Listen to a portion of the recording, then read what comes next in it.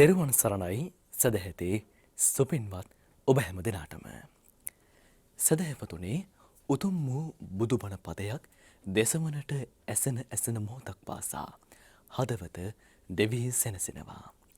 එකී සැනසීම සුපින්වත් ඔබ වෙත ළඟා කර දෙන සුපින්වත් හෝරාවක් මෙලෙසින් ආරම්භ කරන්නට මේ සූදානම. බෞද්ධ ආරෝපවාහිනිය සෑම ඉරුදිනකම ඔබ වෙනුවෙන් සංනිවේදනය කරන බුදුමග දේශනා මාලාවේ අද දවසේ දේශනාව මෙලෙසින් ආරම්භ කරන්නේ.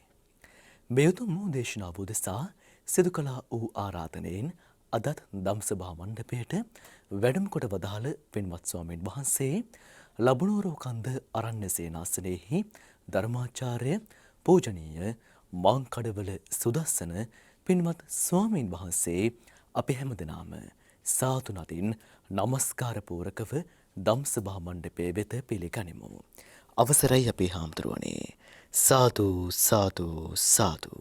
සදහැවතුනි, අද මේ උතුම් වූ දේශනාව උදෙසා සිය පුණ්‍යවන්ත දායකත්වයේ එකතු කරන පින්වත් පිරිස විශේෂඥ වෛද්‍ය හෙළරුවන් පසන් කුමාර මහතා, නිරංජරා සරෝජිනී මහත්මිය, ලොතික කේසර පුතුණුවන්, යොහස් සේසර පුතුණුවන් ඇතුළු පවුලේ පින්වත් පිරිස. එහෙමනම් මෙතෙන් පටන් ඔබ අප කෙරෙහි අනුකම්පාවෙන් මේ උතුම් වූ දේශනාව සිදු කරන්නට පින්වත් ස්වාමින් වහන්සේට නමස්කාර පූරකව සාදු නදින් ආරාධනා කරමු. අවසරයි අපේ හාමුදුරුවනේ.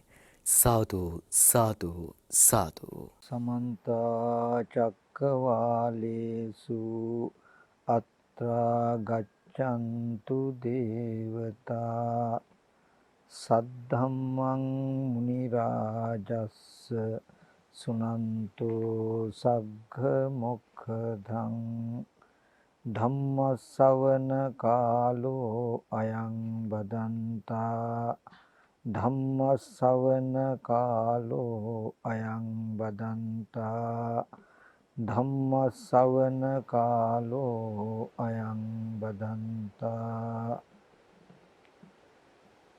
නමෝ තස්ස භගවතු අරහතෝ සම්මා සම්බුද්දස්ස. නමෝ තස්ස භගවතු අරහතෝ සම්මා සම්බුද්දස්ස. නමෝ තස්ස භගවතු අරහතෝ සම්මා සම්බුද්දස්ස.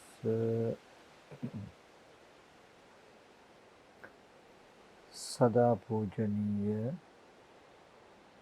වන්දනීය මහා සංඝරත්නයන් අවසරයි.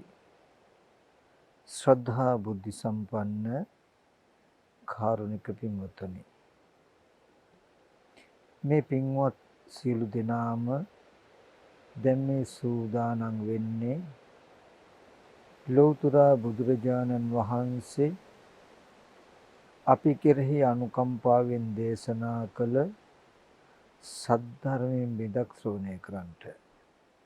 ඒ නිසා හැම දෙනාම ඊ타ත්ම වමනාවෙන්, ඊ타ත්ම ඕනෑකමින් මේ දේශනාව ශ්‍රවණය කරන්නට කියලා මතක් කරනවා. පින්වතුනි, ඉමක් කොනක් පරක් තෙරක් නැති අති දීර්ඝ සංසාරික ඔබත් මමත් ඉපදෙමින් මැරෙමින් ඉපදෙමින් අති දීර්ඝ සංසාර ගමනක් ගෙන අය.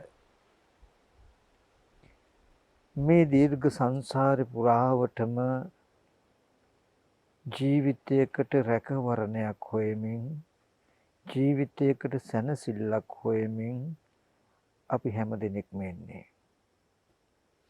ඒත් මෙතරම් අති දීර්ඝ සංසාරයක ජීවිතයට රැකවරණයක් හෙව්වත් අපිට තාම මේ රැකවරණය හදාගන්නට ළඟා කරගන්නට බැරි වුණා. ජීවිතයකට රැකවරණයක්, ආරක්ෂාවක් නියමාකාරව ලබා ගන්නේ කොහොමද කියන කාරණාව පෙන්වලා දෙන්න තමයි ලෞතර බුදුරජාණන් වහන්සේලා ලෝකේ පහළ වෙන්නේ. ඉතින් මේ තරම් දීර්ඝ සංසාරයක අපි ආවත් ඒ ලෝකයා කෙරෙහි අනුකම්පාවෙන් ලෝකෙ තුල පහළ වෙන ඒ ලෝතර බුදුරජාණන් වහන්සේලාගේ වචනය මේට පෙර මනාකොට අහලා ධාරණය කරගෙන ඒ තුලින් අපේ ජීවිතය හදා නොගත්ත එකේ ප්‍රතිවිපාකයක් තමයි තාම මේ දීර්ඝ සංසාරේ අපි මේ අත දුවන සැරිසරන බව. ඉතින් අද දවසේදී හරි අපිට බුද්ධිමත් වෙන්න පුළුවන් වුණොත් මේ බුද්ධ ශාසනය හරි අපිට බොහොම ආදරෙන් සෙනෙහසින් ඇසුරු කරන්න පුළුවන් වුණොත් මේ අති දීර්ඝ සංසාර දුක්ඛය මේ ජීවිතේදීම අවසන් කර ගන්න පුළුවන්. ඉතින් අද දවසේදී අපිට අපි හැමදෙනාම ලැබපු මනුස්ස ජීවිතي හිස් නොවන ඒකාන්තයෙන්ම බුදුරජාණන් වහන්සේ නමක් ලෝකේ පහළ වුණාම ඒ ශාසනයෙන් යම් කිසි කෙනෙක් වැඩක් ගත්තා කියන ඥානවන්ත ගණයට යන්න පුළුවන්. ඊටා වටිනා දහම් කරුණු ටිකක් පැහැදිලි කරලා දෙන්න මම බලාපොරොත්තු වෙනවා. විශේෂයෙන්ම තථාගතයන් වහන්සේ පෙන්වපු පුබ්බේ අනුනුසුතේසු ධම්මේසු චක්කුං උදපාදි ඥානං උදපාදි පඤ්ඤා උදපාදි විඥා උදපාදි ආලෝක උදපාදි කියන කාරණාව පැහැදිලි කරලා දෙන්න උත්සාහවත් වෙනවා. ඒ තුල අපි හැම කෙනෙක්ම දන්න අපි හැම කෙනෙක්ම හිතාගෙන ඉන්න වටපිටාවට වඩා අතිශය සියුම් වගේම ගැඹුරු දර්ශනාත්මක පැතිකඩක් තථාගතයන් වහන්සේ විවර කරනවා. ඊබඳු ධර්මයන් කෙරෙහි තියෙන අවබෝධයෙන් තමයි මේ සසර මේ අත දුවන්ට සැරිසරන්ට වෙන අවිද්‍යා තණ්හා ආදී කෙලෙස්යන් ප්‍රහාණය වෙන්නේ දුරු වෙන්නේ. එතකොට බුදුරජාණන් වහන්සේ පෙන්වා වදාළේ පුබ්බේ අනුනුස්සුතේසු ධම්මේසු පෙර නොඇසූ විරු ධර්මයන් කෙරෙහි චක්කුං උදපාදි ඇහැ පහළ වුණා. ඥානං උදපාදි ඥානය පහළ වුණා. පඤ්ඤා උදපාදි ප්‍රඥාව පහළ වුණා. විද්‍යාව උදපාදි විද්‍යාව පහළ වුණා. ආලෝක උදපාදි ආලෝකය පහළ වුණා. ඇති වුණා. එතකොට පෙර නොඇසූ විරු ධර්මයක් කෙරෙහි ඇස උපන්නා කියලා ඥානීය ප්‍රඥාව ආලෝකයේ උපන්නා කියලා තථාගතයන් වහන්සේ දේශනා කළේ මොකේටද? මේ දුක ඇති වෙච්ච හේතුව මේ දුක නැති තැන හෝ නැති කිරීම මේ දුක නැති කරන මාර්ගය කියන මෙන්න මේ ධර්මතා හතරට. එතනදී පින්වතුනි අපිට හොඳට හිතලා බලන්න වෙන කාරණා රාශියක් තියෙනවා. ඒ තමයි තථාගතයන් වහන්සේ පෙන්වුවේ ආර්ය සත්‍ය හැටියට පෙර නොඇසූ විරු ධර්මයන් කෙරෙහි ඇස පහළ වුණා නොනැස පහළ වුණා කියලා. එතකොට එතනදී දුක්ඛාර්ය සත්‍ය අපි අරගත්තොත් තථාගතයන් වහන්සේ පෙන්වුවේ ජාතිපි දුක්ඛ ජරාපි දුක්ඛ ව්‍යාධිපි දුක්ඛ මරණම්පි දුක්ඛං අපේ සංපයෝගෝ දුක්ඛෝ පියේ විපයෝගෝ දුක්ඛෝ යම් පිච්ඡන් නලබති තම්පි දුක්ඛං සංකිටේන පංච උපාදානස්කන්ධ දුක්ඛ. මේ පංච උපාදානස්කන්ධ දුක්ඛ මේ දුක් ටික විස්තර කරලා ඊට පස්සේ ඒ සියල්ල කැටි කරලා මේ සියලුම දුක් ටික තියෙන්නේ කොහෙද? පංච උපාදානස්කන්ධ දුක්ඛ. පංච උපාදානස්කන්ධ දුක්ඛයි. පංච උපාදානස්කන්ධයකයි තියෙන්නේ කියන කාරණාව තථාගතයන් වහන්සේ පෙන්වා වදාළා. එතනදී අපිත් දන්නවා ඇත්තටම මේ දුක කියන එක ගත්තාම කෙනෙක් ඉපදෙනවා. ඉපදෙන නිසා තමයි ලෙඩ වෙන්නේ. ඒ නිසා තමයි මහලු වෙන්නේ. ඒ නිසා තමයි මරණයටපත් වෙන්නේ. ඒ වගේම ශෝක කිරීම, වැළපීම්, හැඬීම් ආදී නොයෙක් විදිහේ දුක් දුම්නස් විඳින්න වෙන්නේ කියලා අපි දන්නවා. හැබැයි අපි දන්න ටිකට වඩා ගොඩාක් ගැඹුරු අර්ථයක් මේ තුල තියෙනවා කියන කාරණාවක් පෙන්නනවා පුබ්බේ අනුසුතේසු ධම්මේසු කියන තැනකදී. එතකොට මේ පුබ්බේ අනුසුතේසු ධම්මේසු කියන වචනය අයිති වෙනවා බෝසතාණන් වහන්සේගේ බෝසත් ජීවිතයට පමණක් නෙමෙයි. පෙර සසරේදී ඉඳලා ලෝකෙ තුල තියෙන ධර්මතාවයන්ට වඩා අතිශය සියුම් අවබෝධාත්මක ධර්මයක් ආරම්භය නුවණ යෙදිච්ච බවක් තමයි ඒකෙන් පෙන්වන්නේ. ඒ වගේම තමයි මේ ලෝකෙ තුල මේ හැම සිද්ධියක්ම මේ දුක පිළිබඳව ලෝකෙ තුල විවරණය වෙන්නේ පින්වතුනි පුද්ගල භාවයක ඉඳලා. ඒ කියන්නේ අපි ඉපදෙනවා. අපි ඉපදුනහම එතකොට ඉපදෙන්නේ පුද්ගලයෙක්, කෙනෙක්, සත්වයෙක්. අපි ඉපදුනහම ඉපදුණු කෙනාට, ඉපදුණු පුද්ගලයාට, ඉපදුණු සත්වයාට ලෙඩ වෙන්න වෙනවා, මහලු වෙන්න වෙනවා, මරණයටපත් වෙන්න වෙනවා. එයාට ප්‍රිය විප්‍රයෝග දුක්ඛ, අප්‍රිය සංපයෝග දුක්ඛ කියන මේ සියලු දුක් විඳින්න වෙනවා. මේ දුකට හේතුව ඉපදීම කියලා මෙන්න මෙහෙමයි අපි දන්නේ. එතකොට මේ විදිහට ලෝකෙ තුල තියෙන මේ දුක පිළිබඳ විස්තරය ආත්මවයි තියෙන්නේ.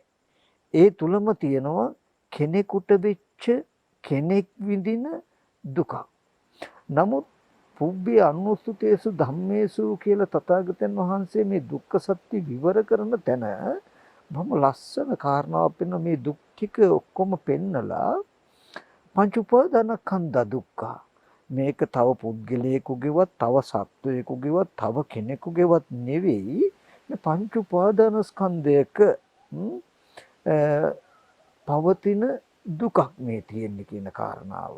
ඉතින් අන්න ඒ ටික මම අද දවසේදී පැහැදිලි කරලා දෙන්න බලාපොරොත්තු වෙනවා. මොකද ඇත්තටම අපිට ජීවිතයෙන් දුක අයින් කරගන්නව නම් දුක කියන්නේ මොකක්ද කියන කාරණාව හරියටම අපිට තේරිලා අවබෝධ වෙලා තියෙන්නට ඕනේ. පංච උපාදානස්කන්ධ දුක්ඛ කියන තැන ගත්තාම පින්වතුනි ඕකටම තමයි පංච උපාදානස්කන්ධ ලෝකය කියලා කියන්නේ. මම මේට කලිනුත් පින්වතුන්ට මතක් කරලා තියෙයි පටිච්ච සමුප්පාද ධර්මයන් පිළිබඳව මම නැවත කෙටියෙන් පොඩ්ඩක් මතක් කළොත් අවිද්‍යා කර්ම කියන පෙර හේතු ටිකට විපාක ස්කන්ධ ටිකක් හම්බ වුණාම විඥාන නාම රූප සලආයතන පස්ස වේදනා කියලා ඒ විපාක ස්කන්ධ ටික ආයතන පරයයකින් මතක් කළොත් ඇහැට රූප පෙනෙන, කනට ශබ්ද ඇසෙන, නාසයට ගන්ධ, දිවට රස, කයට ස්පර්ශයන්, මනසින් ධර්මාරම්මණයෙන් සිහි කරනවා කියලා දිට්ඨි සුත මුත විඤ්ඤාත කියන මෙන්න මේ හතර පොලේ අරමුණු වල පැවැත්ම තමයි විපාක ස්කන්ධ ටික කියලා කියන්නේ. එතකොට ඒ හැම අවස්ථාවකම ඒ ආයතන ටිකේ යථාර්ථයක් නැත යතහ භූත ස්වභාවයක් ඇත්ත ඇති හැටි පවතින ධර්මතාවයක් තියෙනවා. ඒ තමයි හේතුන්ගෙන් හටගත් ප්‍රත්‍යයන්ගෙන් හටගත් හේතු ප්‍රත්‍යයන්ගෙන් හටගත් ධර්මතාවයක්. ඒ තුල සත්ව පුද්ගල ආත්ම නොවන අනාත්ම ලක්ෂණයක්. ඒ වගේම හොඳ නරක වශයෙන් බෙදන්න පුළුවන් කමක් නැති අපනිහිත ලක්ෂණයක්. උන් ඔය ආයතන ටිකේ තියෙනවා. එතකොට චක්කුං අනත්තා, රූප අනත්තා, සෝතං අනත්තා, සද්ධා අනත්තා, ගානං අනත්තා, ගන්ධා අනත්තා කියලා මේ ආයතන ටික අනාත්ම ස්වභාවය. අපනිහිත ස්වභාවය. ඒ කියන්නේ තව පැත්තකින් ගත්තොත් සවිඥානික වේවා අවිඥානික වේවා කුමන ආකාරයක හෝ අරමුණක් පෙනෙනවා කියන තැනක. එතකොට පෙනෙනවා කියන තැනට සාපේක්ෂව සවිඥානික අවිඥානික කතාවක් යථාර්ථයට ඇත්තටම නැහැ. රූපායතනේ රූපායතනේම තමයි. එතකොට අපි ඒ රූපායතනය ඇතුළට කෙලෙස් වශයෙන් ගියාමයි සවිඥානික රූප අවිඥානික රූප හොඳ රූප නරක රූප කියන කාරණාවක් ඇති වෙලා තියෙන්නේ ඇති කරගන්නේ. මෙතෙන්දී ඇස් ඉදිරි පිටට රූපයක් පෙනෙනකම කන ඉදිරිපිටට ශබ්දයක් ඇහෙනකම. නාසය ඉදිරිපිටට ගන්ධයක් හමු වෙනකම කියන මේ ටිකෙන් තමයි විපාක ස්කන්ධ ටික කියන්නේ. ඊට පස්සේ ඒ පෙනෙන ඇහෙන දේට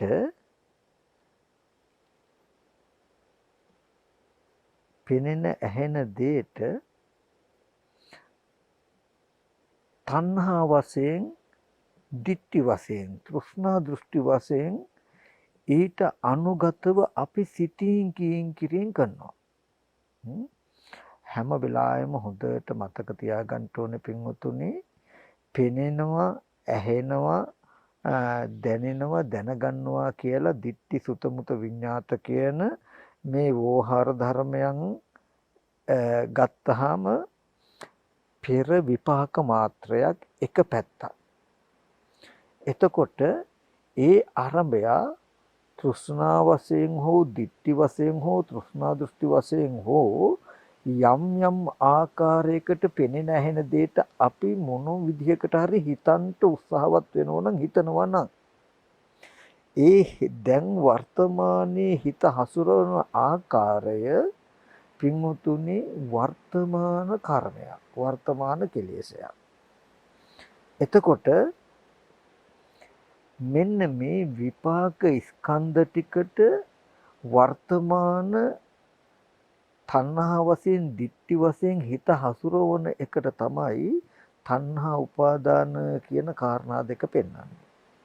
ඊට පස්සේ භවය කියලා කියන්නේ අර පෙනුණු දෙයට හිත හසුරපු ආකාරය කියන දෙකේම අත්දැකීම තමන්ට ඇති වෙච්ච තැන. තව පැත්තකින් ගත්තොත් පෙනෙන අරමුණ අරඹයා තමන්ට දැනුමක් ඇති වෙච්ච තැනට තමයි භවය කියලා කියන්නේ. තව පැත්තකින් ගත්තාම විඥාන ට්ටිතියක්.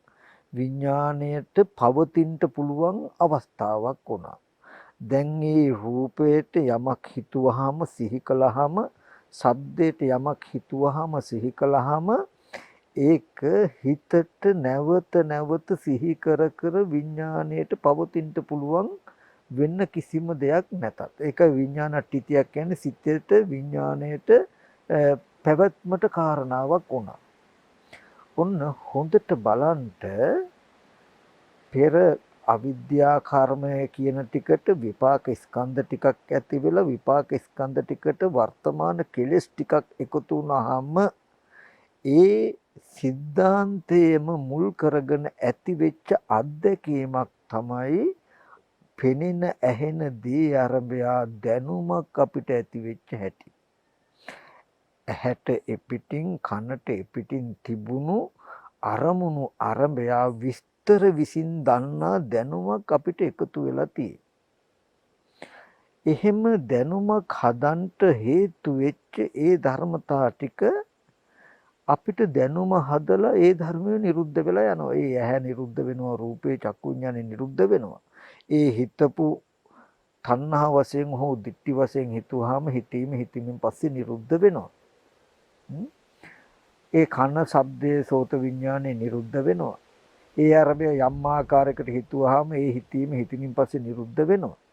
නමුත් ඒ පෙනෙන ඒ ඇහුණු දෙයට අපි හිතලා හිතපු විදිහට පෙනෙන ඇහෙන දේ දැනගත්තට පස්සේ ඒ දැනගත්ත දැනුම නැති වෙන්නේ. දැන් දැනුම අපිට සිහිපත් කරන්න පුළුවන්.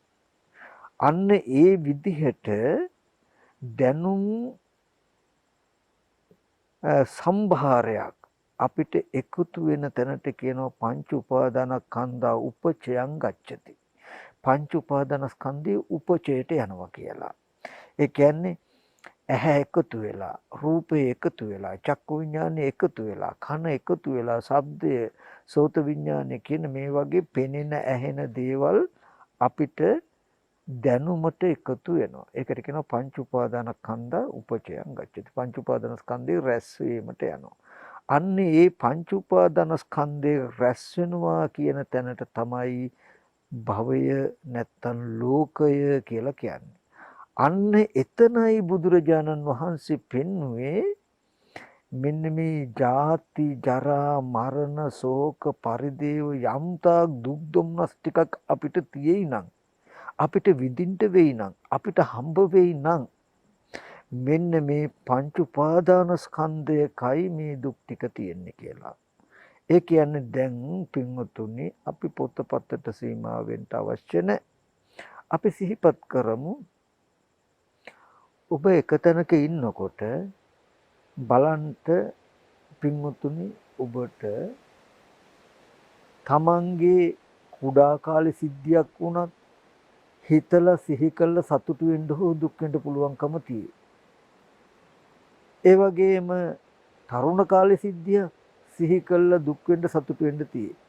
ඒ වගේම කැමති කෙනෙක් අකමැති කෙනෙක් කුමන හෝ ආකාරයට ඔබේ ජීවිතයකට සතුටක් හෝ දුකක් හෝ කෙටියෙන් ගත්තාම ලාභ අලාභ යස ආයස නිന്ദා ප්‍රශංසා සැප දුක් කියන ධර්මතා 8න් ඕනම එකක් ලබා දෙන්න පුළුවන්කම තියෙන්නේ ඔන්න ඔය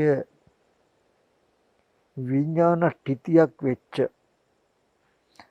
බාහිර වස්තුන් බාහිර දේවල් පිළිබඳ දැනුමක් ඇති වෙලා තියෙන මෙන්න මේ මානසික මට්ටම තුල ඒ දැනුම සිහි කරගෙන සිහි කරලා තමයි අපිට සත්‍යක් හෝ දුකක් හෝ විඳින්න පුළුවන්කම තියෙන්නේ.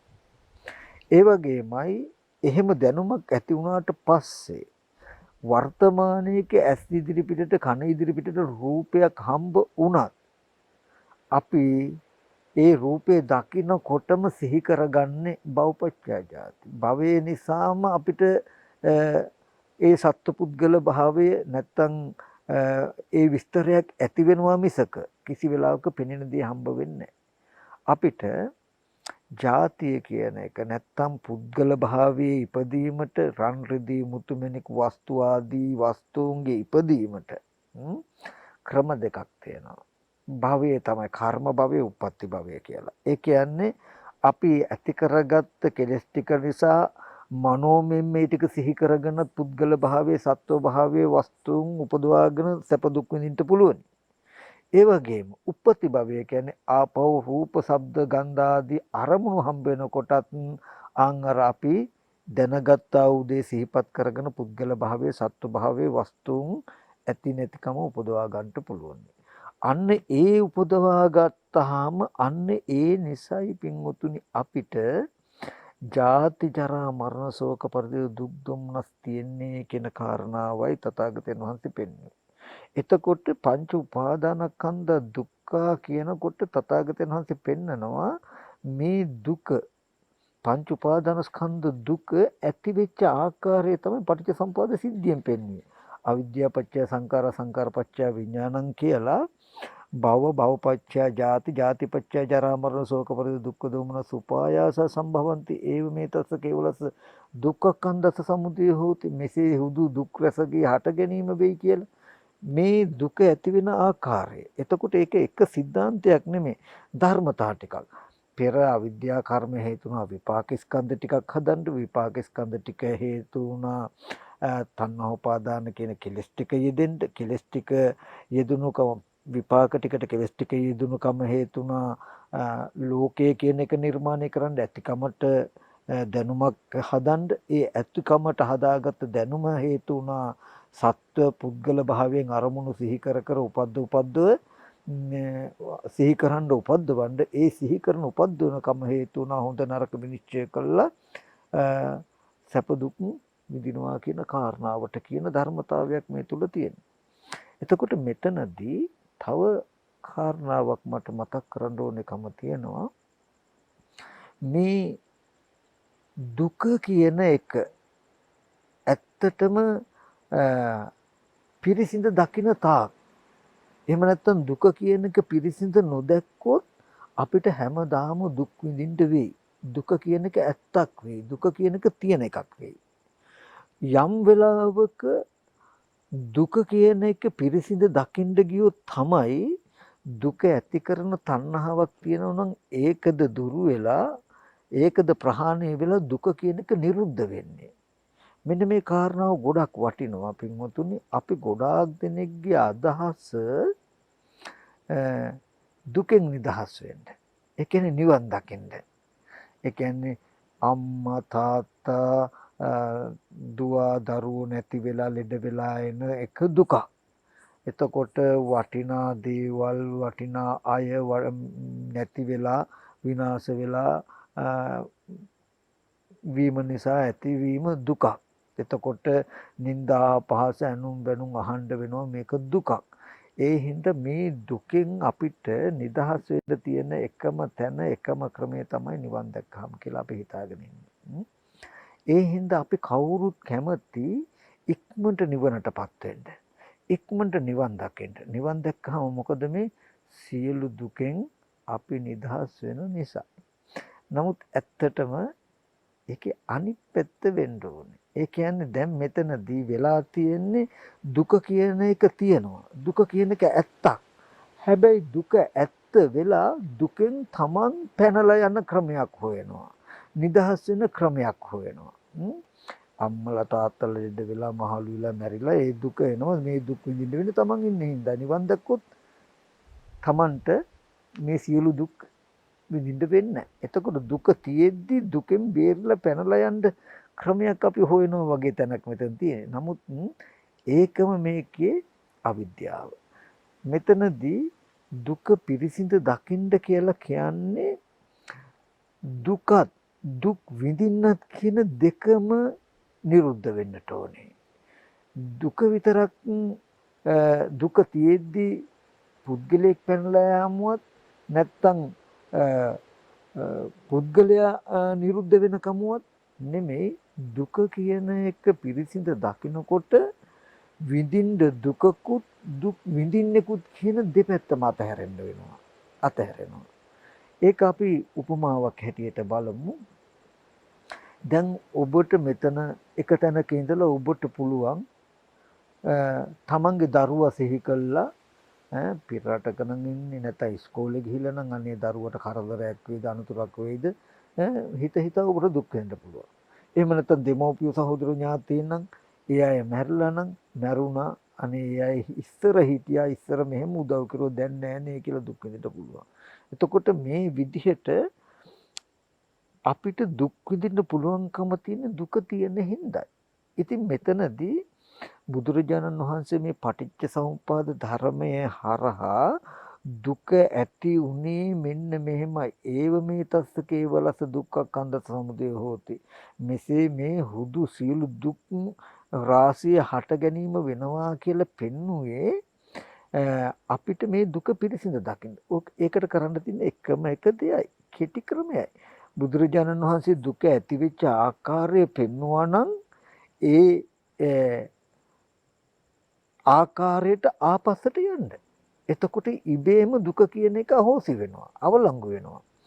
දැන් අපිට සිහිපත් කර කර විඳ පුළුවන් දුකක් තියෙයි. දුක මේ අරමුණු ටිකක් තියෙයි. අපි මේ අරමුණ මෙනෙහි කළා නොපෙන්නන තාක් ඒක විවෘත කළ නොබලන තාක් ඒක ඇත්තයි. හදිසියකදී රාත්‍රිය වේලාවකදී පාරේ තනියම යනකොට කුමන හෝ සද්දයක් ඇහුනොත් අපි එකපාරට බය වෙනවා ගැස්සිලා අමනුස්සෙද්ද දන්නේ නැහැ කියලා හිතන්න පුළුවන්. අපි ඒ අරමුණට ආලෝකයක් හෝ යොමු කළ මොකද්ද කියලා විමසුවේ නැත්තම් අපි ගාව තියෙන මේ බය දුරු වෙන්නෙම නැහැ. අපිට බොහෝ වෙලාවක් බොහෝ කාලයක් බොහෝ දවසක් ඒ බය පවතින්න පුළුවන්. යම් වෙලාවක අපි ආපහු හැරිලා ඒ ශබ්දය ඇති වෙච්ච තැන හෝ තැනට ආලෝකයක් හෝ යොමු කළා මොකද්ද කියලා හරියට විනිශ්චය කරලා බැලුවොත් එපමණකින් අපිට ඒ වටපිටාව දකිනකොට අර බය තැති ගැනීම කියන එක දුරු වෙනවා. මෙන්න මේ සිද්ධියෙන් වෙලා තියන්නේ කියන අවබෝධය නිසා. ඒ වගේ පින්වතුනි අපිට දුක් විඳින්න අපි දුක හදාගෙන දුක ඉතුරු කරගෙන ඉන්න අපේ දෝෂේ. ඉතින් ඒ නිසා සැබෑවටම ලෝකේ තිබුණු ලෝකේ තියෙන දුකක් විඳින්න උනා නම් තව කමක් නැහැ. නමුත් අවිද්‍යාව නැමැති අන්ධකාරය තුල දුක හදාගෙන දුක පවත්වන කමයි මේකේ තියෙන සෝචනීය සිද්ධිය. ඒ සිද්ධියයි අපි හැම වෙලාවෙම උත්සාහවත් වෙන්නේ ලෝකෙට පෙන්වන්න මේක හදාගෙන දුක් විඳින්න දුක පවත්වන්නේ දුක ඉතුරු කරන්නේ තමන්මයි. තමන්ට බුද්ධිමත් වුණොත් තමන් ඇසැත්තෙක් වුණොත් නුවණැත්තෙක් වුණොත් මේ හැදුණු ක්‍රමය පෙන්නලා දුක තමන් තුළ ඉතුරු කර නොගෙන දුකෙන් නිදහස් වෙන්න පුළුවන්. දුකෙන් විතරක් නෙවෙයි දුක් විඳින්නගෙනුත් නිදහස් වෙන්න පුළුවන් කියන කාරණාව. අපි මතක් කළා දැන් දරුවා ගැන සිහි කළා අපිට දුක් විඳින්න පුළුවන්. හැබැයි දුක් විඳින්න අපිට පුළුවන්කම තියෙන්නේ බාහිර දරුවෙක් ඉන්න නිසා. එහෙම නැත්නම් හිටපු නිසා. ඉන්න නිසා හිටපු නිසා හිටපු දරුවව හෝ ඉන්න දරුවව සිහි කළා වෙච්ච ලාභයක් හෝ අලාභයක් හෝ යසසක් අයසන් නිന്ദා ප්‍රශංසාවක් සැප දුක කියන ධර්මතා 8න් එකක් ඊට ආරෝපණය කරගෙන සතුටු වෙන්න හෝ දුක් වෙන්න පුළුවන්. සතුටක් ඇති වුණොත් ඒ සැප නැතිවීමේ දුක විඳින්න වෙනවා. දුකක් විඳොත් දුක ලැබීමේ දුක වෙනවා. සැපයි දුකයි දෙකෙන්ම ඒ අරමුණක් සිහි කර ගැනීම නිසා යථාර්ථ වශයෙන් විඳලා තියෙන දුකක් අපි. හරි. එහෙනම් අපි දැන් මොකද්ද මෙතින්දි කට යුත්තේ? අපි මේ අරමුණ ලෙහෙලා විවෘත කළා පෙන්නුවේ නැත්තම් එහෙම නැත්තම් තාපිට කියතු දුක පිරිසිඳ දැක්කේ නැත්තම් දුක කියන එක ඇත්තක්ම වෙනවා. බුදුරජාණන් වහන්සේ දුක පිරිසිඳ දකින්ට සමුදය ප්‍රහාණය කරන්ට නිරෝධය සාක්ෂාත් කරන්ට ඒ කියන්නේ දුකේ නිරෝධය සාක්ෂාත් කරගන්නට කියලා කිව්වේ මොකක් නිසාද? ඔය නිසායි. දුක විමසීමකට ලක් කළොත් හොඳට ලෙහෙලා විසිරුවලා පෙන්වුවොත් දුක පිරිසිඳ දකිනකොට ඉබේම දුක ඇති කරන්න පුළුවන් තණ්හාව කෙලෙසියක් තියෙනවා. ඒක ප්‍රහාණය වෙනවා. ඒ විතරක් නෙවෙයි දුක කියන එක නිරුද්ධ වෙනවා. අන්තරාධාන වෙනවා. දුක් විඳින්න සිද්ධාන්තයක් ඉතුරු වෙන්නේ නැති වෙනවා. හරි. අපි බලමු පින්වත්තුනි දැන් දරුවා ලෙඩ වෙච්ච හෝ නැත්තම් දරුවා මරුණු දුක. එහෙම නැත්තම් දරුවා සිහි කළා අපිට දුක් විඳිනවා නම් ඒකේ ආරෝපණය කරගන්න ඕනම දෙයකට එහෙම පුළුවන්කමක් තියෙන්නේ දරුවෙක් බාහිර හිටිය නිසා හෝ ඉන්න නිසා. ඒ වගේම ඕනම වස්තුවක් තිබුණු නිසා හෝ තියෙන නිසා. දැන් අපි නුවණින් ඒ අරමුණ පිරිසිඳ දකින්න හදනවා. අපි කියමු දරුවා කියලා සිහි වෙනකොටම වෙනදට වගේ සිහි වෙලා අනේ හිටපු දරුවා ඉන්න දරුවා කියලා ඇත්තම වෙලා එකපාරටම විලාප දෙන මට්ටමට නැත්තම් සිහි කරගත්ත අරමුණ පිළි අරගෙන ඒක වැළඳ ගන්න මට්ටමට යන්නේ නැතුව අපි සිහි ඇතුව නුවණ ඇතුව සිහි කරගත්ත අරමුණ නුවණින් මෙනෙහි කට යුතුයි. ලෞතර බුදුරජාණන් වහන්සේ නමක් ලෝකේ පහළ වෙන්නේ ඒ වගේම කල්යාණ මිත්‍ර ඇසුරෙන් සද්ධර්ම ශ්‍රවණය තුලින් ඔබට කියලා දෙන්නේ ඔය පණිවිඩේ. මොකද්ද? අරමුණක් යමක් ඔබට සිහි වෙච්ච ගමම්ම මෙච්චර කාලයක් කලේ ඒ සිහි වෙච්ච අරමුණ තුල නැවත සසරට හේතු වෙන විදිහට එක්ක රාග දේශ මොහ හදා ගන්නවා, දුක ඇති කරන හේතුව හදා ගන්නවා, ඒ වගේම ජරා මරණ දුකත් විඳිනවා. දුකයි දුක්ඛ සමුදය කියන දෙක හදා ගන්නවා. එහෙම කරන්නේ නැතුව මෙන්න මේ විදිහට කරන්න කියන කාරණාව පෙන්වන්නයි.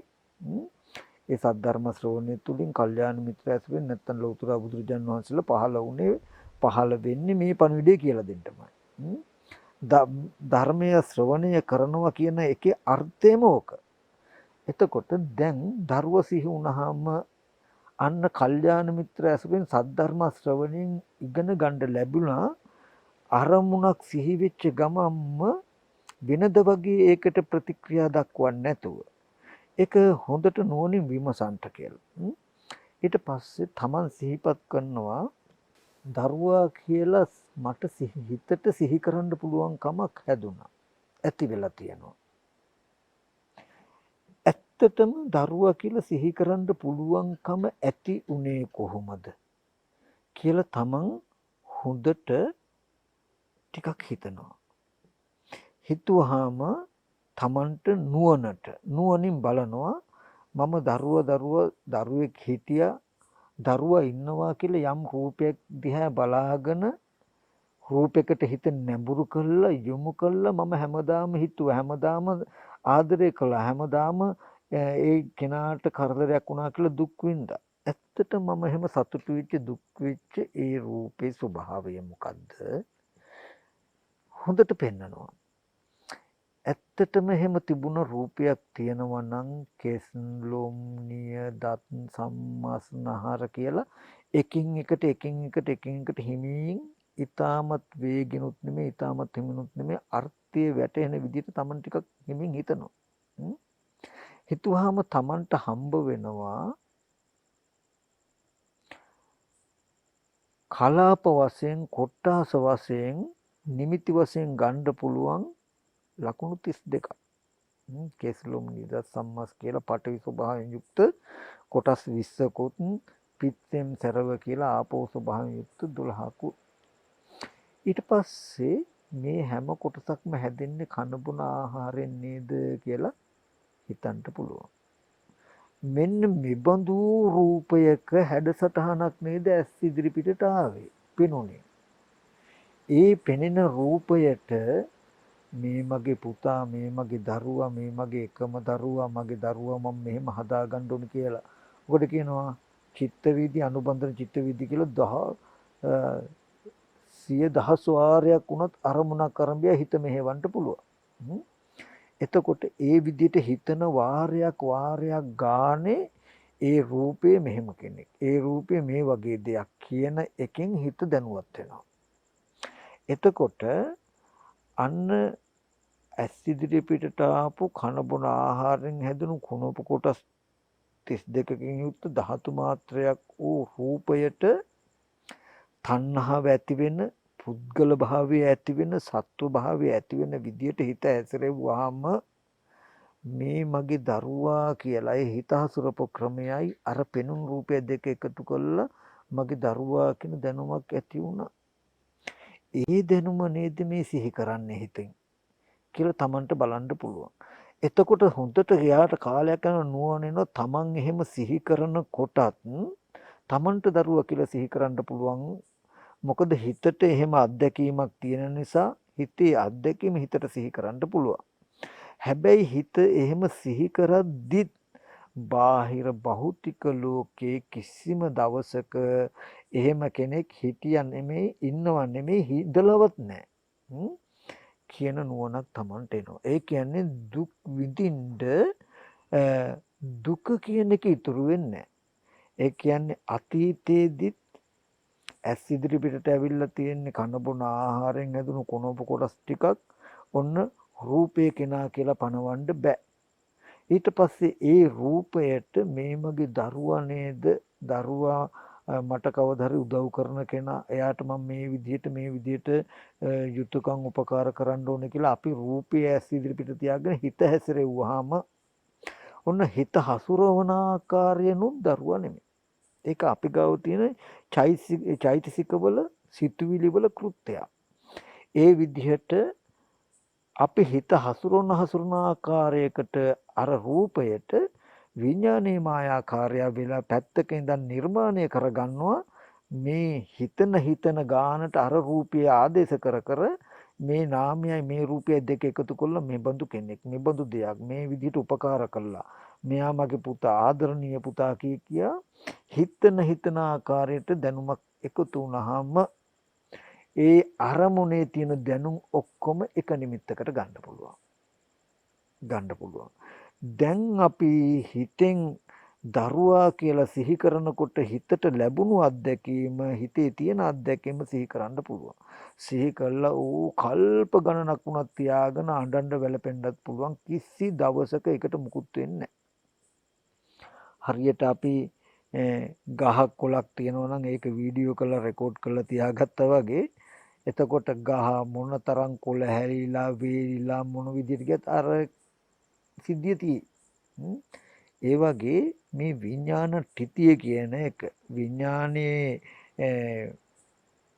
පැවැත්ම කියන එකට හේතු වුණාම මේ ආරම්මණයක් ඒක සිහි කර සිතට පවතින්න පුළුවන්. ඔන්න ඔය සිතට පවතින්න පුළුවන් තැන තමයි බුදුරජාණන් වහන්සේ දුක්ඛ සත්‍ය හැටියට පෙන්වුවේ. දැන් කෙනෙක්ව සිහි කළ දුක් විඳින්න පුළුවන්. ඔබ මේ ජීවිතේ නෙමෙයි මත්තු සසරෙදි හෝ කවදාම හරි දවසක දුක පිරිසිඳ දැක්කොත් විතරමයි දුක ඇති කරන තණ්හාව ඒ වගේම විඳින්න තියෙන දුක ඔබට අහෝසි වෙන්නේ. හොඳට මේ කාරණාව මතක තබා ගන්න ඕනේ. මේ විදිහට අපි විදර්ශනා කරනවා කියලා මේ කරන්නේ මොකද්ද? දුක පිරිසිඳ දකින්න උත්සාහවත් වෙන එක. අපි මේ විදිහට දරුවා කියලා මට සිහි කරන්න පුළුවන්. මට මෙහෙම සිහි කරන්න පුළුවන්කම ඇති උනේ කොහොමද කියලා අපි බලන්න යනවා කියලා කියන්නේ ඒ දුක පිරිසිඳ දකින්න යන්නේ. ඇයි එහෙම ගියාම දුක් විඳින්න අපි මෙච්චරකල් දුක් විඳින්න මට කෙනෙක් ඉන්නවා. මමත් ඉන්නවා. දරුවෙකුත් හිටියා. ඉන්න තාක් මං හිත දුක් විඳිනවා. එයාට වෙච්ච සාධාරණකම් අසාධාරණකම් අකටයුතුකම් එතකොට හිංසා පීඩා දුක් මේ ඔක්කොම අරඹේ මට දුක් විඳින්න පුළුවන්කම තියෙයි. ඒ හින්දා දැන් අපි දරුවා කියලා සිහි කළ දුක් විඳින්න පුළුවන් අරමුණ පිරිසිඳ දකිනවා. දරුවා කියන එක හැදුනේ කොහොමද? රූපය මොකද්ද? ඒ රූපයට හිත හසුරුපු ආකාර මොනවද? ඒ දෙක නිසා දැනගත්තා. දැනගත්ත දේ සිහි කරන්න පුළුවන්. හැබැයි සිහි කරන්න පුළුවන් උනාට සිහි කරන්න පුළුවන් කම ඇති වෙච්ච සිද්ධිය මේ සිහි කරන සිද්ධියට අයිති සිද්ධියක් නෙමෙයි. මේ සිහි කරන්න පුළුවන්කම විඥානයේ මායාවක්. හැබැයි ඒක හැදිලා තියෙන්නේ මෙහෙමයි කියලා බලනකොට අතීතයට යනකොට මේ දුක හැදුණු හැටි බලනකොට දුක පිරිසින් දකිනකොට දරුවෙකුට තණ්හා කරලා සසරට නැවත යන තණ්හාව ඉතුරු වෙන්නේ නැහැ. තණ්හාව ප්‍රහාණය වෙනවා. දරු තණ්හාව කියන එක ඉතුරු වෙන්නේ. ඒ වගේම දුක නිරුද්ධ වෙනවා. දරුවා ලෙඩ වෙලා මහලු වෙලා මරණයටපත් වෙලා දරුවට බැනලා ගහලා නිନ୍ଦා අපහාස කෙරුවා කියන දුක් ටික ඔබට විඳින්න ඉතුරු වෙන්නේ ඇයි ඔබට හිතට සිහි කරන්න පුළුවන් උනාට දරුවෙක්ව අන්තිමට ඒක හිතේම මායා ස්වභාවයක් මිසක ඒක සත්‍ය ස්වභාවයක් නෙවෙයි කියන එක ඔබටම හසු වෙලා තියෙනවා. මොකද ඔබ සිහි කරගත්ත අරමුණු විමර්ශනයකට භාජනය කළාම එහෙම දෙයක් මේ ලෝක ධාතුව තුල තිබිලත් නැහැ තියෙනවත් නෙමෙයි නිසා. අන්න දුක කියන එක නිරුද්ධ වුණා, සමුදය ප්‍රහාණය වුණා. ඊට පස්සේ ඒ වගේ ඔබට පැත්තකට ගිහිල්ලා යම්ම දේවල් ඔබට දුක එනවා කියලා අපි කියමු තව කාට හරි මම මේ වචනේ කියපු හින්දා මට හරි ලැජ්ජාවක් වුණානේ කියලා ඔබට හිතෙන්න පුළුවන් හැම වෙලාවෙම.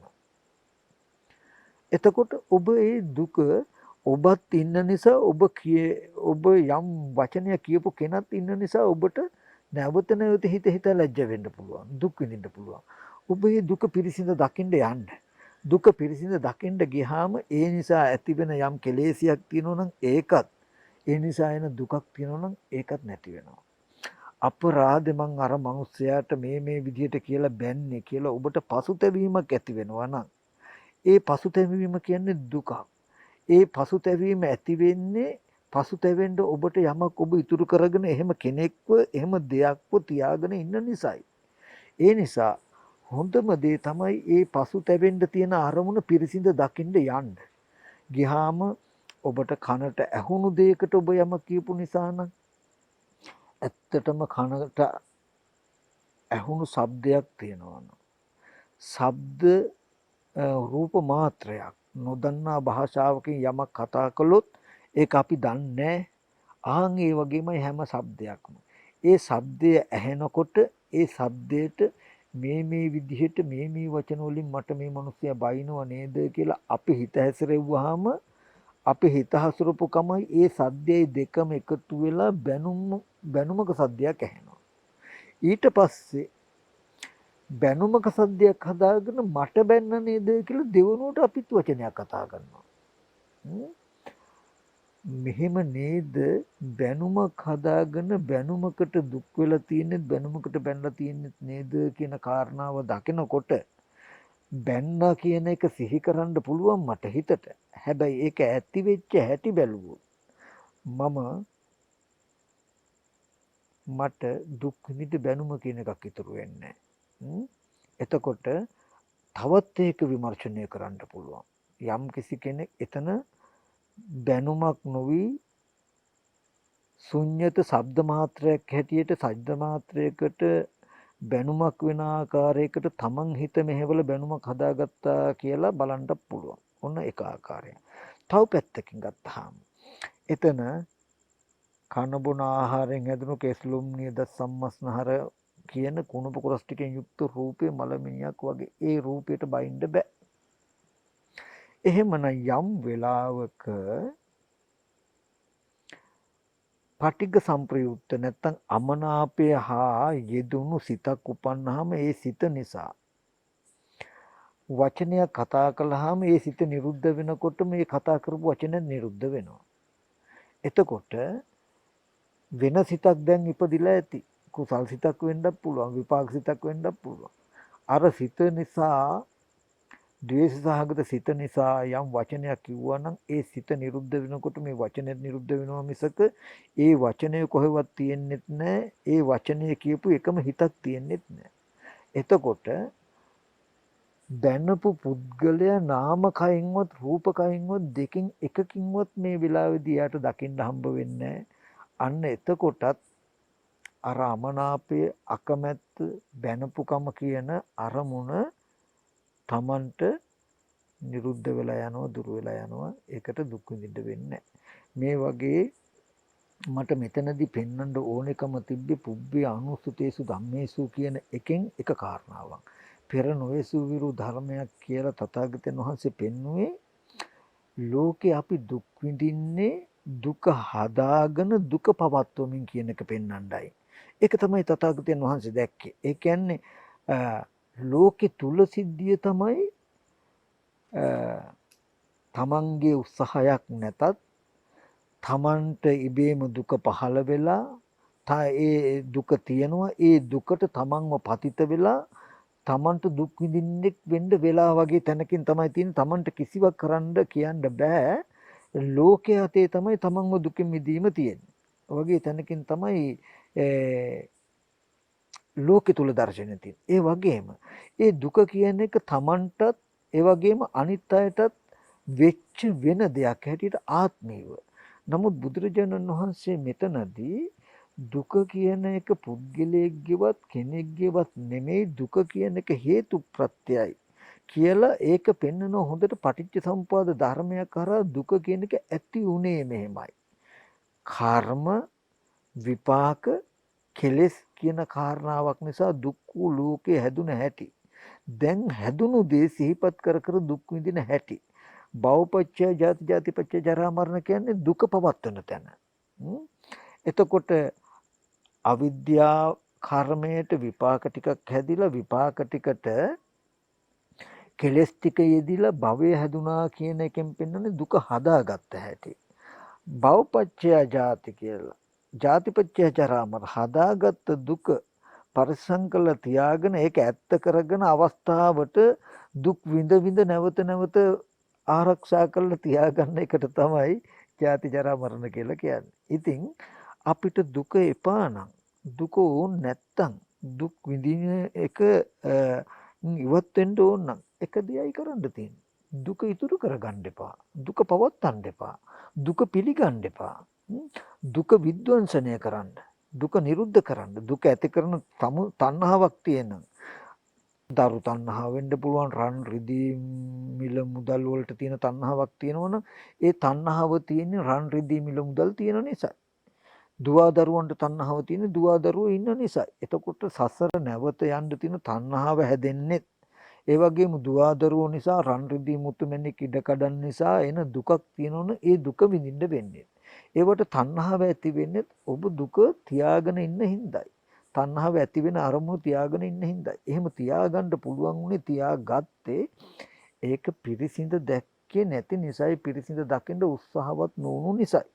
ඒ නිසා අද දවසේදී බොහෝම කල්යාණ මිත්‍ර භාවයෙන් ඔබට මට යමක් මතක් කරන්න පුළුවන්.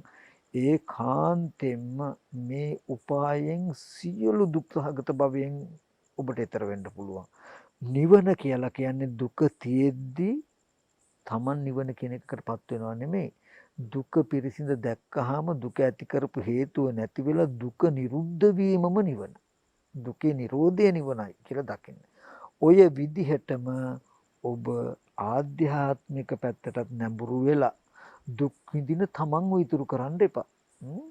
මේ කය මම මේ ඇහැ නාසය දිව ශරීරය මම මගේ කියලා සිහි කරන්න පුළුවන් කමක් හිතට ඇවිල්ලා තියෙයි. විඥානයේ අත්දැකීමක් තියෙයි. මේ කය මම කියන කියලා හිතන්න පුළුවන් සිහි කරන්න පුළුවන් මේ දැනුම ඇති උනේ කොහොමද කියලා හිතන්න. යම් දවසක ඇස් ඉදිරිපිට කණ්ණාඩි ඉදිරිපිටට හෝ වේවා මේ ශරීරය දිහා බලාගෙන හෝ වේවා මේ මම කියලා මේ මගේ කියලා මේ මගේ ආත්මය කියලා අපි හිත හැසිරෙව්වහම අපි හිත හසුරුපු ආකාරයත් මේ රූපයත් දෙකම එකට එකතු කරලා මේ රූපේ මම කියලා දැනුමක් ඇති කරගන්නවා. ඒකනේ ඒ දැනුම සිහිපත් කරගන්න එක තමයි කණ්ණාඩි ඉස්සරහට ගිය ටක් ගාලා ඒ රූපේ දකිනකොටම අර දැනුම සිහිපත් කරගන්නවා. පත්තරයක තිබුණොත් අර රූපේ දකිනකොටම අර දැනුම සිහිපත් කරගන්නවා. වීඩියෝ පටියක් දකිනකොට අර රූපේ දකිනකොටම අර දැනුම සිහිපත් කරනවා. දැන් අපි දන්නේ නැත්තම් මේ හදාගත්ත දේ වමාරලා කනව නැත්තම් සිහිපත් කරගන්නව නේද? භවපච්චය ජාති නේද? භව වෙලා තියෙන කාරණාවම නැගිටිනව නේද කියලා දන්නේ නැති වුණාම කඩදාසි රූපෙටත් මගේ රූපේ කියනවා. කණ්ණාඩි රූපෙටත් මගේ රූපේ කියනවා. වීඩියෝ පටේ රූපෙටත් මගේ රූපේ කියනවා. ඒ රූපේ දකිනකොට මගේ කියන හැඟීම නැගිටලා නේද මේ තියෙන්නේ කියන කාරණාව අපිට අවබෝධ වුණොත් එහෙනම් රූපේ මම නෙමෙයි රූපේ මහ භූතය උපාදාය රූපය කඩදාසි කොලයක්. එතකොට දත්ත ටිකක් වීඩියෝ පටයක්. ඒක දකිනකොට මෙහෙම අදහසක් ඇති වුණා නේද කියන නුවණක් ඇති වුණොත් ඒ බඳු නුවණ මත සම්පූර්ණ ලෝකෙම මිදෙනවා. ජරා මරණ සීල දුකෙන් නිදහස් වෙන්න ඒ උපාය ඔබට උපායක්ම වෙනවා. ඒ නිසා පින්වතුන්ට මට මේ අවස්ථාවේදී හොඳට මතක් කරලා දෙන්න තියෙන්නේ පැහැදිලි කරන්න ඕනෙකම තිබුණේ දුක විඳින්න උනේ අනන්ත සංසාරේදී දුක කියන එක නැති කරගන්න අපි දන්නේ නැති හින්දායි. දුක නිරුද්ධ කරගන්න දන්නේ නැති හින්දායි. දුක නිරුද්ධ කරන උපාය අහගන්න උපාය කියලා දෙන්න කෙනෙක් නැති හින්දායි. ලෞතර බුදුරජාණන් වහන්සේ දේශනා කළේ දුක නැති කරන්න පුළුවන් එකක්. දුක නිරුද්ධ කරන්න පුළුවන් එකක්. ඒක කරන්න පුළුවන් දුක පිරිසිඳ දැකලා දුක ඇති කරන තණ්හාවත් නැති කළා දුක කියන එක නිරුද්ධ කරන්න පුළුවන් එකක් කියන පණිවිඩය කියලා දෙන්නයි මේ ආවේ.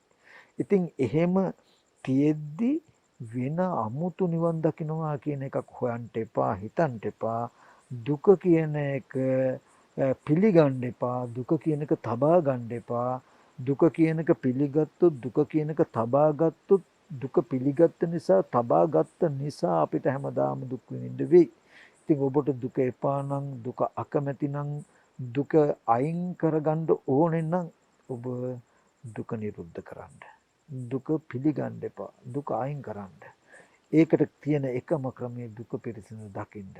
ඔබට යම් දුකක් එන දැනුමක් තියෙනන් සිහි වෙන හිතට ඒ සිහි වෙන දැනුම සිහි කරන්න පුළුවන්කම ඇති උනේ කොහොමද?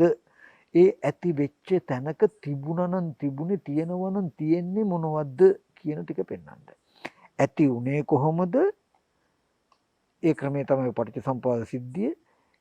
එහෙම ඇති වෙච්ච තැනක තිබුණා නම් තිබුණේ තියෙනවා නම් තියෙන්නේ මොන වගේ ධර්මතාවයක්ද කියන ටික පෙන්වන්න. අන්න ඒ ටික පෙන්වනකොට කිසිදු වෙහෙසක් කිසිදු ගැටලුවක් අපහසුයක් නැතුව දුක කියන එක දුර වෙලා යයි. එහෙනම් පින්වතුනි අද දවසේදී මම මේ පෙන්නපු දහම් කරුණු ටික හොඳට අහලා හොඳට නුවණින් මෙනෙහි කරන්න ජීවිතින් දුක කියන එක නොරැඳී සම්පූර්ණ නිරුද්ධ වෙලා යයි. ඒ විදිහට මෙනෙහි කිරීමට උපකාර පිණිස චිත්ත සමතයක් ආනාපාන සතිය බුදු ගුණ අසුවේ මරණ ආදී චිත්ත සමතය ඇති වෙන කමඨහනකුත් වඩන්ඩ ඒ වගේම ඒ චිත්ත සමාධිය ඇති කර ගැනීමට උපකාර පිණිස කායික වාචික සංවරයක් ඇති කරගන්න සුදුසු පරිදි සීලයක පිළිපදන් සීලයක පිළිපදලා චිත්ත ඒකග්‍රතාවයක් ඇති කරගන්න උත්සාහවත් වෙමින් තමන්ට දුක් විඳින්න තියෙන අරමුණු එකින් එක සිහිපත් කර පිරිසුදු කරන්න. අන්න එතකොට දුක කියන එක නිරුද්ධ වෙලා දුකේ නිරෝධය ඔබට මේ ජීවිතයේ විදීම සාක්ෂාත් කරගන්න පුළුවන්. ඒ සඳහා මේ දේශනාව හේතුපොනිස්සියම වේවා කියලා තාසෙන්සනේ කරනවා. අපි එහෙනම් පින් අනුමෝදන් කටයුතු තැන් වලට පින් අනුමෝදන් කරමු. විශේෂයෙන්ම අද මේ දේශනාව තුළින් ජනිත වෙච්ච සියලුම කුසල ධර්මයන් ලෝකයේ සම්බුද්ධ ශාසනයත් මෙහා විහාරස්ථානයත් අධිග්‍රහිත ශාසන මාමුක ඉෂ්ඨකාරක සීල දෙවියෝ මේ පින් අනුමෝදන් වෙත්වා. දෙවියන් දිවිසුරු වඩා වර්ධනය කරගනිමින් දිව්‍යෝත්පතන බෝධිකින් උතුම් නිවන සැනසෙත්වා කියන අදහසින් අපි දෙවියන්ට පින් අනුමෝදන් කරමු. ආකාසට්ටා ච බුම්මට්ටා දේවා නාග මහිද්దికා පුඤ්ඤන්තං අනුමෝදිත්වා චිරන් රැක්කන්තු බුද්ධ ශාසනං. ආකාසට්ටා ච බුම්මට්ටා දේවා නාග මහිද්దికා පුඤ්ඤන්තං අනුමෝදිත්වා චිරන් රැක්කන්තු බුද්ධ ශාවකං. ආකාසට්ටා ච බුම්මට්ටා දේවා නාග මහිද්దికා පුඤ්ඤන්තං අනුමෝදිත්වා භෝදයන්තු සිවම් පදං.